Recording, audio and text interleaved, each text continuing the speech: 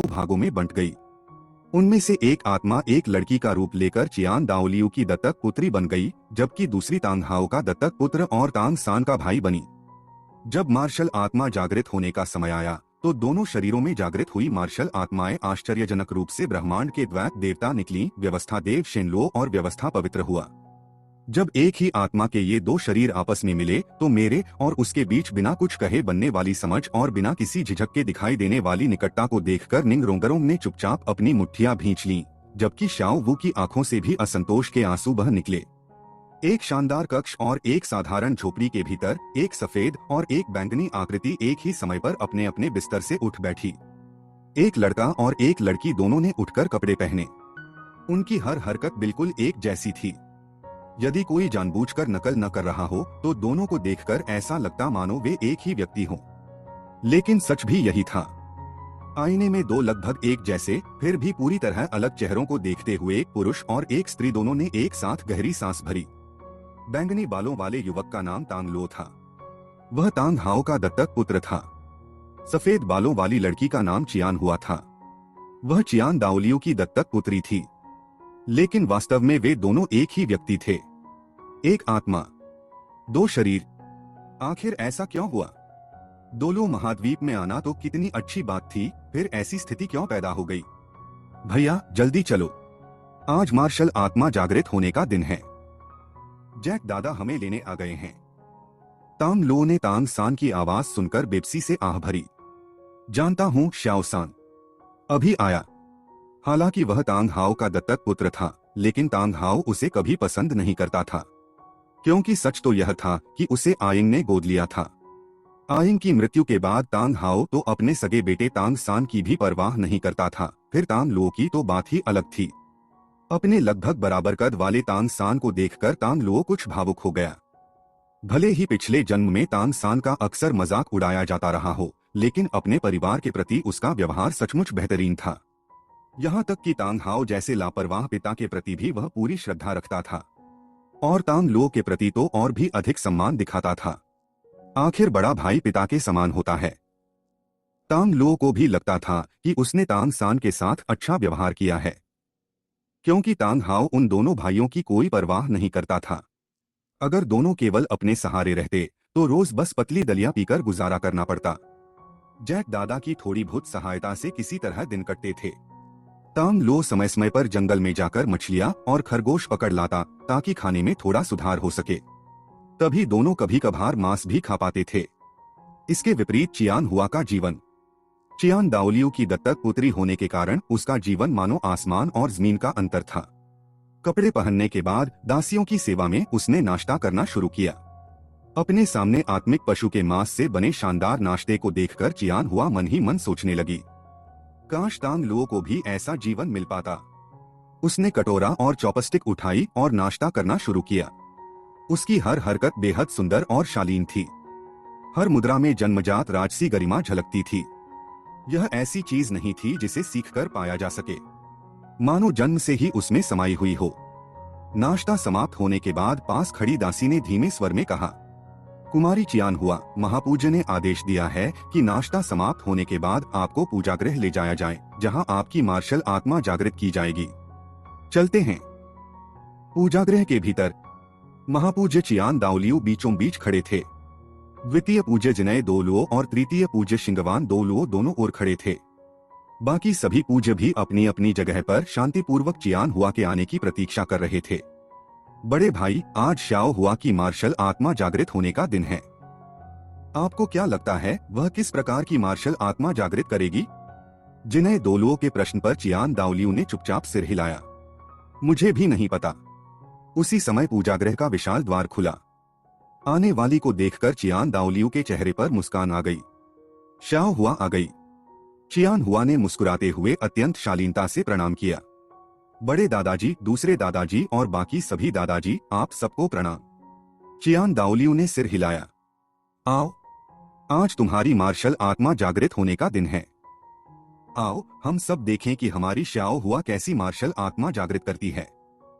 चियान हुआ ने सिर हिलाया और चियान दाओलियू के निर्देशानुसार जागरण मंडल में खड़ी हो गई। उसी समय दूसरी ओर तांग लो भी जागरण मंडल में खड़ा था। क्षण भर में एक पवित्र प्रकाश शक्ति और एक दुष्ट अंधकार शक्ति दोनों को एक साथ घेरने लगी। तांग लो की ओर काली दिव्य आभा उफान मारने लगी। बीती रात शराब पीकर बेसुध पड़े तांग हाओ की आंखें तुरंत खुल गईं। उसकी तीखी निगाहों में पहले वाली निराशा का कोई चिन्ह नहीं था। एक झटके में वह झोपड़ी से बाहर निकलकर जागरण स्थल पर पहुंच गया। अराजकता और शून्य की शक्तियां उसके शरीर में उमड़ने लगीं। उसके माथे पर एक काला लेकिन नीली आभा बिखेरता हुआ वृत्त प्रकट हुआ।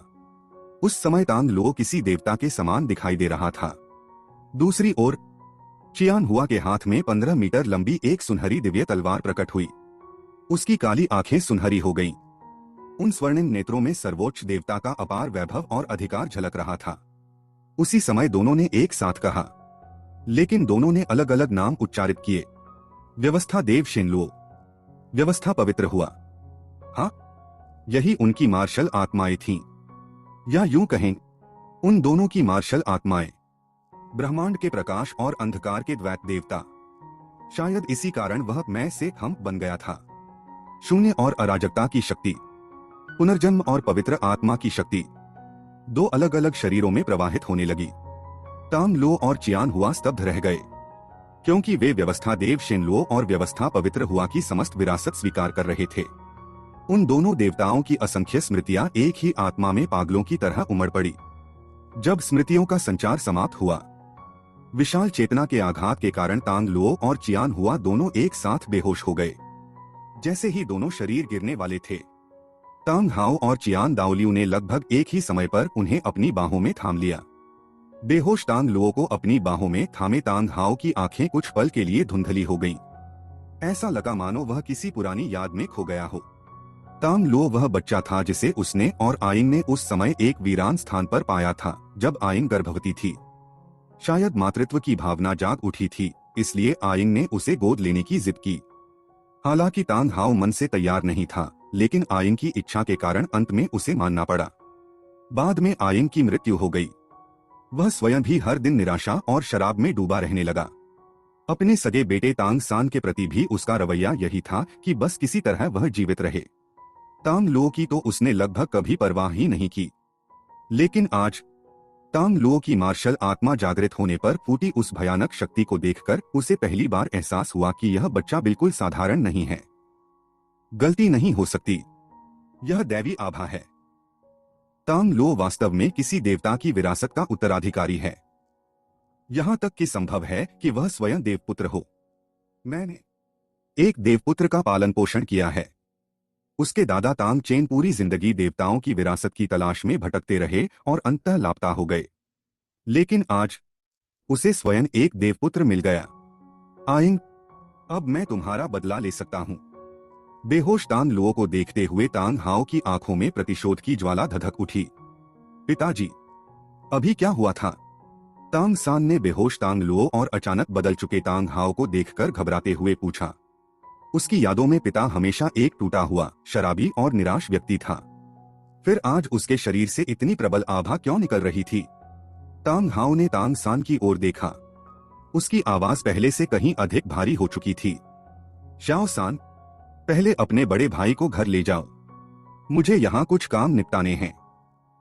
किसी भी कीमत पर मार्शल आत्मा महल के लोगों को तांग लो के अस्तित्व का पता नहीं चलना चाहिए। तांग लो ही आयिंग का बदला लेने की उसकी एकमात्र आशा था। जब तक वह पूरी तरह शक्तिशाली न हो जाए, तब तक वह किसी भी हाल में मार्शल आत्मा महल की नजरों में नहीं आ सकता था। हालांकि तांग सान समझ नहीं पा रहा था कि उसके पिता ऐसा क्यों कह रहे हैं। लेकिन तांग हाओ की गंभीर अवस्था देखकर उसने बिना कुछ पूछे उनकी बात मान ली। उसने तांग लो को अपनी पीठ पर उठाया और गांव की ओर चल पड़ा। आसपास मौजूद सभी ग्रामीण, यहाँ तक कि आत्मा जागरण कराने वाला सु लुनताओ भी, कुछ समय पहले तांग लो से निकली भयावह शक्ति के कारण बेहोश पड़े थे।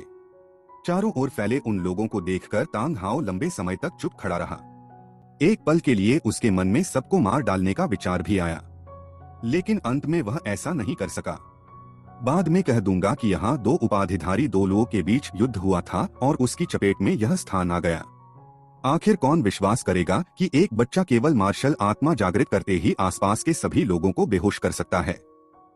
यदि ऐसी बात फैले भी तो लोग उसे केवल एक हास्यास्पद अफवाह समझेंगे। उधर पूजागृह में बेहोश पड़ी चियान हुआ को देखकर सभी पूज्यों के चेहरे पर गहरा अविश्वास छाया हुआ था। बड़े भाई, अभी श्याओ हुआ के शरीर से जो शक्ति निकली, क्या वह सचमुच दैवी आभा थी?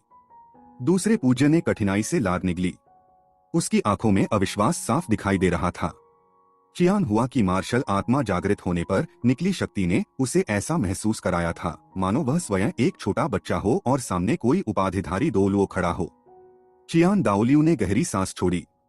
उसने सामने खड़ी विशाल देवदूत देवता की प्रतिमा की ओर देखते हुए धीरे से कहा, अब श्याओ श्वे को वापस बुलाने का समय आ गया है। यदि यूं ही देर होती रही तो पता नहीं उसे देवदूत देवता की परीक्षा पूरी कर देवपद प्राप्त करने में और कितना समय लग जाएगा। यदि श्याओ हुआ लड़का होती या श्याओ श्वे लड़का होती तो कितना अच्छा होता। यदि उन दोनों में से कोई एक भी पुरुष होता तो चियान दाओलियू हर संभव प्रयास करके दोनों का विवाह अवश्य करा देता, लेकिन दुर्भाग्य से दोनों ही स्त्रियां थीं। उसी समय विशाल और शांत पूजागृह में एक स्त्री की हल्की हंसी गूंज उठी। वह मधुर स्त्री हंसी गूंजते ही सभी पूज्य एक साथ चौंक उठे। पोप के महल में कियान दाओलियू ने आंखें खोली। उसके सामने एक काले बालों वाली देवी खड़ी थी। उसकी आंखों में डर झलक गया। अभी थोड़ी देर पहले ही उसे राक्षस देव से खबर मिली थी। दौलुओ महाद्वीप पर 2 जीवित देवता प्रकट हुए हैं। हाँ, ये कोई देव पद के उत्तराधिकारी नहीं हैं, ये असली देवता हैं। एक रोशनी वाला और पवित्र, दूसरा अंधेरा वाला और खतरनाक। सबसे जरूरी बात यह थी कि राक्षस देव ने कहा इन दोनों देवताओं की ताकत देवताओं से भी ऊपर है। देवलोक के भलाई बुराई देवराज और 3 न्यायाधीश भी इन दोनों देवताओं को देखकर अनजान बन गए। वो डर गए थे कि कहीं ये देवता देवलोक पर हमला न कर दें। इसलिए उन्होंने खास तौर पर कियान दाओलियू को समझाया, इन दोनों देवताओं से दुश्मनी कभी मत करना। देवता कियान दाओलियू ने आंख बंद करके धीरे से कहा, स्टार दौलुओ। जंगल की गहराई में जीवन झील के अंदर एक विशाल चांदी जैसा जीव ने आंखें खोली। उसके हिलते ही पूरी जीवन झील में तूफान आ गया। झील में तियान मिंग आइस सिल्कवर्म का मूल खा रहा टाइटन और दूसरे खतरनाक बीस्ट सब जाग गए और झील के बाहर घुटने टेक कर सिल्वर ड्रैगन किंग के जागने का सम्मान करने लगे। मैंने 2 बहुत बड़े देवताओं की शक्ति दौलुओ महाद्वीप पर महसूस की है। दोनों में से कोई भी पहले वाले ड्रैगन गॉड से भी ज्यादा ताकतवर है। चांदी का विशाल ड्रैगन जीवन झील के बीच खड़ा था। उसकी पीठ पर एक लाल खूनी जख्म था। बैंगनी आंखों से वो आसमान को देख रहा था, पर उसे देवलोक के देवताओं की कोई भी आभा नहीं मिली। इतने ताकतवर देवताओं से देवलोक के 5 देवराज भी डर गए हैं। शायद ये एक मौका है। अगर मैं इन दोनों में से किसी एक से हाथ मिला लूं तो देवलोक वापस लेना मुश्किल नहीं होगा। वो दोनों देवताओं की आभा गायब हो गई है, पर वो अभी भी इसी दुनिया में कहीं होंगे। शायद इंसानी दुनिया में छुपे होंगे। मुझे खुद इंसानी दुनिया जाकर उन दोनों को ढूंढना होगा। सिल्वर ड्रैगन किंग की बात सुनकर टाइटन और दूसरे बीस्ट चिंता में आ गए। पर मालिक, अनजान देवताओं से मिलना खतरनाक नहीं होगा और आपका जख्म? मुझे पता है मैं क्या कर रहा हूँ। सिल्वर ड्रैगन किंग के इस जवाब के बाद बीस्ट और कुछ नहीं बोले, सिर्फ सर हिलाकर हाँ कर दी। तांग लो बेहोशी से धीरे धीरे होश में आया। उसकी नीली और सुनहरी 2 रंग की आंखों में थोड़ी उलझन थी। अब उसने श्रो और पवित्र हुआ की सारी यादें स्वीकार कर ली थीं। जन्म से लेकर हराए जाने तक सब कुछ उसके दिमाग में आ गया था। पहले जन्म में वो सेल नंबर का प्लेयर था। उसे पता था ब्रह्मांड के इन दोनों फाइनल बॉस के बारे में, पर उसने सोचा भी नहीं था कि वो दोनों बॉस इस जन्म में खुद वो बन जाएंगे। वो अपने अंदर एक बहुत बड़ी शक्ति बहते हुए महसूस कर रहा था। ऐसा लग रहा था जैसे वो हाथ हिला दे तो पूरा ब्रह्मांड मिटा दे। भाई, तुम्हें होश आ गया? कैसा लग रहा है? कोई तकलीफ तो नहीं? पास सोया हुआ तांग सान जागकर सबसे पहले पूछने लगा। तांग लो के सोल जागृत होने के बाद वो 3 दिन 3 रात बेहोश था। इतने दिन तांग सान उसकी देखभाल कर रहा था। उसके लिए तांग लो अपने बड़े भाई जैसा था। तांग सान की फिक्र सुनकर तांग लो ने सर हिलाया। मैं ठीक हूँ। मैं कितने दिन बेहोश था? 3 दिन 3 रात। 3 दिन बेहोश रहने के बाद भी उसे न भूख लगी थी न प्यास। उल्टा वो बहुत एनर्जेटिक लग रहा था। थके हुए तांग सान को देखकर तांग लो उठा और बोला, छोटे 3 दिन से मेरी सेवा की थक गए होंगे, तुम आराम करो, मैं बाहर घूम कर आता हूँ। ठीक है भाई। तांग सान ने सर हिलाया और अपने बिस्तर पर लेट कर सो गया। तांग सान के सो जाने के बाद तांग लो चुपचाप कमरे से निकला। अपने अंदर की बड़ी शक्ति महसूस करके उसने सोचा शक्ति चेक करनी है। अगले ही पल वो गायब होकर सेंट सोल गांव के पास वाले जंगल में आ गया। उसने दूर एक छोटे खरगोश को देखा। धीरे से हाथ उठाया और उंगली आगे की। उसकी उंगली पर काली एनर्जी जमा हुई और बिजली बनकर खरगोश की तरफ गई। काली बिजली शैडो प्ले स्किल। गेम में इसका असर सिर्फ 5% होता था कि दुश्मन सन हो जाए। तांग लो ने ज्यादा ताकत भी नहीं लगाई थी। उसने सोचा था बस खरगोश राख हो जाएगा, पर असल में जो हुआ वो बिल्कुल अलग था। धूम! जैसे ही काली बिजली जमीन से टकराई, धरती चीख उठी। काली बिजली ने जमीन चीर दी जैसे कागज काट दिया हो। आसपास का जंगल और दूर का पहाड़ एनर्जी में राख बन गए। जमीन पर एक बहुत बड़ा गहरा गड्ढा बन गया, जैसे भगवान का क्रोध हो। पूरी दुनिया एक पल के लिए शांत हो गई। सेंट सोल गांव में खेत में काम कर रहा बूढ़ा जैक दूर जंगल और पहाड़ गायब देखकर जमीन पर बैठ गया। भगवान, हमने ऐसा क्या पाप किया? पहले सोल जागरण में टाइटल दौलुओं ने सबको बेहोश किया, अब गांव के पास का जंगल और पहाड़ भी गायब। तांग लो वहीं सुन्न हो गया। उसे समझ नहीं आया। उसने सोचा भी नहीं था ये दुनिया इतनी कमजोर होगी। उसने ताकत दबा कर रखी थी, फिर भी इतना विनाश हो गया। शायद व्यवस्था देव श्रो की ताकत बहुत ज्यादा है। लेडा ब्रह्मांड की ताकत दौलुओ ब्रह्मांड से बहुत ऊपर है। अंधेरे के देव व्यवस्था श्रो का एक बार भी मैंने पूरी ताकत से नहीं रोका, वरना पूरा दौलुओ तारा खत्म हो जाता। कितनी खतरनाक शक्ति है। तांग लो ने लंबी सांस ली और डिसाइड किया मुझे अपनी ताकत पर कंट्रोल सीखना होगा, वरना गलती से पूरा दौलुओ तारा ही खत्म हो जाएगा। तभी उसने महसूस किया कोई बहुत तेज उसकी तरफ आ रहा है। शायद तांग हाओ होगा, उसके अलावा कौन आ सकता है? यहाँ रुकना ठीक नहीं है, ये सोचकर तांग लो पल में गायब हो गया और अपने घर के पास वापस आ गया। तांग सान भी आवाज से जाग गया था। वो भागकर बाहर आया और हैरानी से बोला, भाई अभी क्या हुआ? तांग लो थोड़ा घबराया पर शांत रहते हुए बोला, पता नहीं, बस पीछे से बहुत बड़ी आवाज आई। मुड़कर देखा तो वो पहाड़ गायब था।